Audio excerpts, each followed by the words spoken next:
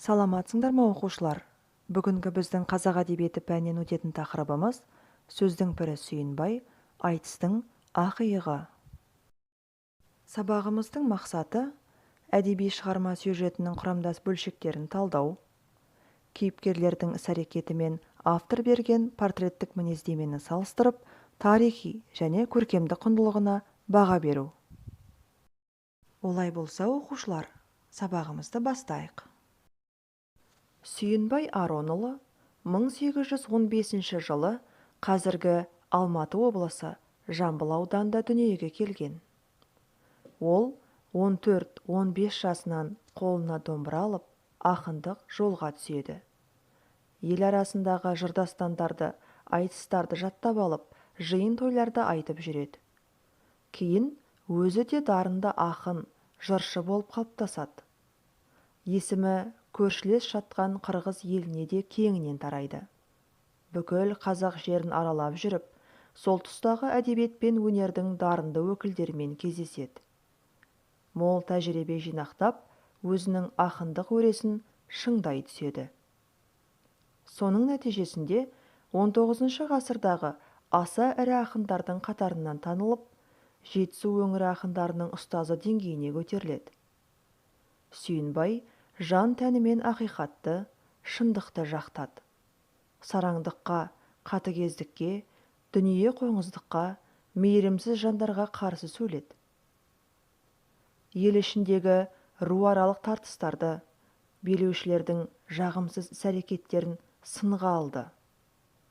Ақынның Сарыбайға, Төрт биге, Мақсұтқа сияқты өлеңдері бұған айқын дәлел болады. Ақын туындыларында ел басқару, халық тағдыры мен адамның жақсы-жаман қасиеттері сараланады. Өз кезеңінде шешендігімен, бетке айтатын шыншылдығымен дараланған ақынның айтыстары өзінше бір төбе. Оның кескен кекілмен, уәзипамен, көң баламен, тезек төремен, қырғыз қатағанмен өткен жыр тартыстары 19 ғасырдағы айтыс өнерінде өзінше дараланып, жоғары бағаланған. Ақынның тарихи оқиғаларды, елім деп еңіреген тұлғаларды арқау еткен Өтеген батыр, Қарасай батыр, Жабай батыр, Сұраншы батыр сияқты көлемді дастандар да бар. Бұл жырларда туған елдің еркіндігі үшін күрескен ерлердің өмір шындығы нанымда бейнеленген. 19 ғасырдағы айтыс өнерінде Сүйінбайдың орны ерекше болды. Академик Мұхтар Әуезов оны айтыс өнерінің алтын діңгегі деп аса жоғары бағалады. Айтыстарының қай-қайсысында болмасын, қайырымсыз жандарды мінеп, есесі кеткен қарапайым адамдарды жақтады.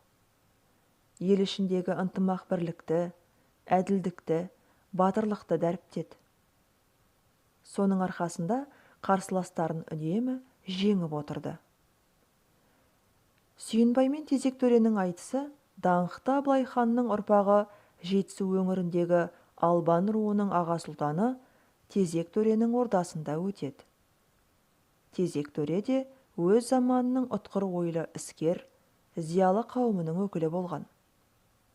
Айтыста Сүйінбай қарапайым халық атынан сөйлесе, хан сұлтанның тегінен шыққан Тезек өз табының намысын жыртады. Тезек төре Сүйінбай ақынның қадірін, бағасын мойындайды. Сүйінбайдың екпінді, өктем сөздеріне мән бермей, ақындығын, өнерпаздығын сыйлайды. Қырғыздың манабы Орман 1847 жылы шешесіне ас береді. Бұл жиында қазақ пен қырғыздың игі жақсылары бас қосады. Сүйінбай мен қырғыз ақыны Қатаған осы жиында кездеседі. Сүйінбай мен Қатағанның айтысы ел аралық, ұлтаралық жыр сайысы. Сүйінбай үшін Қатаған аса күшті қарсылас. Екеуі де ұтқыр, ұтымды сөйлейді. Айтыста қатар жатқан екі елдің достығын, ынтымақ бірлігін, қазақ халқының тұтастығын, бай тарихын, ел қорғаған батырларының ерлігін жырына арқау еткен Сүйінбай басым түседі. Оған Жантай, Бәйтік сияқты қырғыз манаптары, Тезек төре, Бөлтірік шешен секілді қазақтың ел басылары төреші болып баталарын береді. Оқушылар, сабағымыздың басында ең бірінші сөздікпен жұмыс жасап өтейік. Мүбәрак, қайырымды, мейірман, қайырлы. Тез, қисық ағашты түзеу үшін немесе түзу ағашты ию үшін қолданылатын құрал. Тез қасында қисық ағаш жатпас деген мақал да бар. Жатаған, аласа, тапал, қысқа, кішкене, тәпелтек, тайпақ, мыртық, пәс.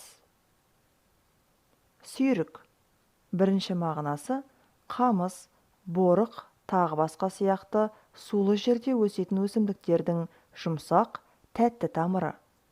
Екінші мағынасы балықтың түрі. Бұл жерде екінші мағынада қолданылған. Манап, бірінші мағынасы қырғыздардың руларының ақсүйектері.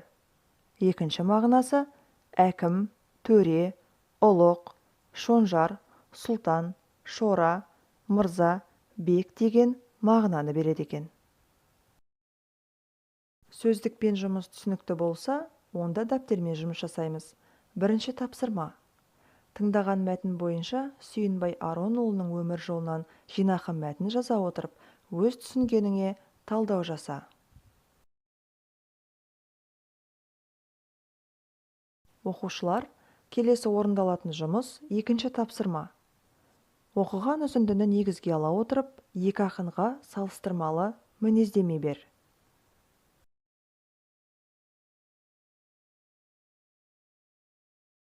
Балалар, үйге тапсырма. Сүйінбай Аронұлының өмірі мен шығармашылық жолын толық оқып келу. Осымен сабағымыз аяқталды. Назарларыңызға рахмет.